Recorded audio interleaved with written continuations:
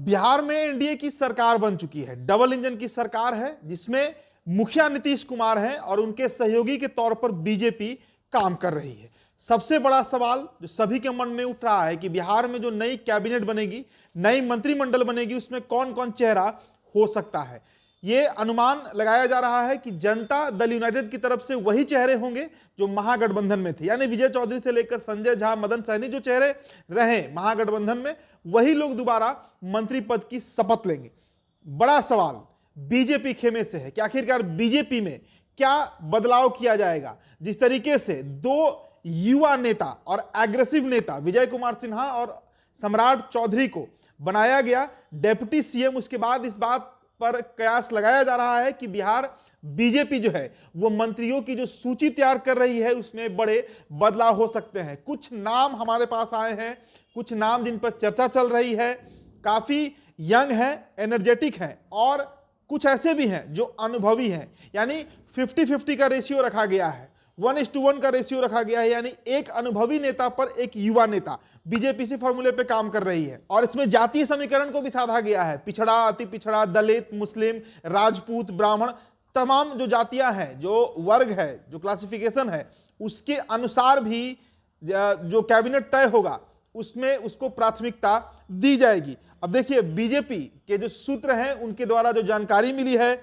उसके अनुसार विधान परिषद में नेता प्रतिपक्ष हरी सहनी जो है, जी हां, एमएलसी हरी सहनी विधान परिषद के नेता प्रतिपक्ष अभी कुछ ही दिन पहले बनाए गए थे, उनको अति पिछड़ा का यानी एक्सट्रीमली बैकवर्ड क्लास ईबीसी का चेहरा बनाया जा सकता है और वो मंत्रिमंडल में शामिल हो सकते हैं।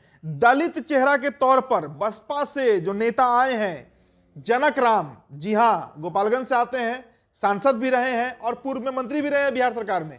दलित चेहरा के तौर पर जनक राम का नाम आगे बढ़ाया गया है बिहार कैबिनेट में शामिल करने के लिए। इसके अलावा मुस्लिम चेहरा की बात कीजिए तो शाहनवाज हुसैन उद्योग मंत्री रहे थे पिछले टर्म में और बेहद अच्छा काम उन्होंने किया था, जिसके चलते बिहार की चर्चा देश में भी होने लगी थी। तो इसका उन्हें अवार्ड आप कह सकते हैं मिलने जा रहा है। शाहनवाज हुसैन एक बार फिर से बिहार के उद्योग मंत्री के पद पर आ सकते हैं, उसकी शपथ ले सकते हैं। इसके अलावा राजपूत चेहरे की बात करें तो नीरज सिंह बबलू, जी हां, नीरज सिंह बबलू जो है काफी वोकल नेता हैं और काफी दबंग तरीके से बयान भी देते हैं, उनको शामिल किया जा सकता है। और उनके साथ साथ निवेदिता सिंह जो है वो भी राजपूत चेहरा और महिला चेहरा के रूप में उनको शामिल किया जा सकता है।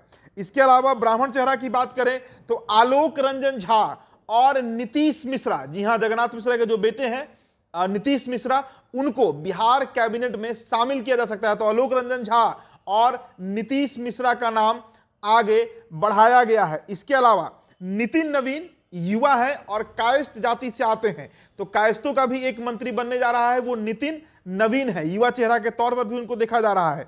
इसके अलावा विधानसभा अध्यक्ष पद की जिम्मेदारी अनुभवी नेता नंदकिशोर यादव, पूर्व में बिहार सरकार में पथ निर्माण विभाग के मंत्री रहे, कई सालों तक रहे और पटना साहिब जो विधानसभा सीट है वहां से करीब 5 बार जीत भी चुके हैं, तो काफी एक्सपीरियंस और बीजेपी के पुराने नेताओं में शुमार नाम है नंदकिशोर यादव का। तो वो इस बार बिहार विधानसभा के अध्यक्ष के तौर पर शपथ ले सकते हैं। इसके अलावा अगर महिला और अनुभवी चेहरा के रूप में बात करें तो रेणु देवी, बिहार की पूर्व डिप्टी सीएम, उनको भी अध्यक्ष पद की जिम्मेदारी दी जा सकती है। तो इन दो नामों पर चर्चा चल रही है, नंदकिशोर यादव और रेणु देवी, जिनको ये जिम्मेदारी जो है वो दी जा सकती है। तो जातीय समीकरण को भी साधने का प्रयास बीजेपी की तरफ से किया गया है। साथ ही साथ इस बात को भी प्राथमिकता दी गई है कि अधिक से अधिक जो नया खेप है, जो युवा ब्रिगेड है बीजेपी का, चाहे नितिन नवीन हो, नीरज सिंह बबलू हो, निवेदिता सिंह हो या फिर विजय सिन्हा ही क्यों ना हो, सम्राट चौधरी क्यों ना हो, जिनका उम्र 50 साल से कम है, वैसे नेताओं को पहली प्राथमिकता बिहार कैबिनेट में दी जा रही है। साथ ही साथ केंद्रीय नेतृत्व जो बीजेपी का है वो इस बात पर भी चर्चा कर रही है कि जो पुराने चेहरे रहे, चाहे वो मंगल पांडे हो, सुशील कुमार मोदी हो, इनको अब साइड करना है और उसी कड़ी में इनका नाम का ना कहीं कोई चर्चा है और ना ही तो ये बिहार कैबिनेट में शामिल ही होने जा रहे हैं। तो फिलहाल इन नामों पर लगभग सहमति बनी हुई है, नाम आगे बढ़ाया जाएगा, जिसके बाद इसको अप्रूव करके इन मंत्रियों को शपथ दिलाया जाएगा। फिलहाल इस रिपोर्ट में इतना ही। मेरा नाम उदित तारन है, बहुत बहुत शुक्रिया।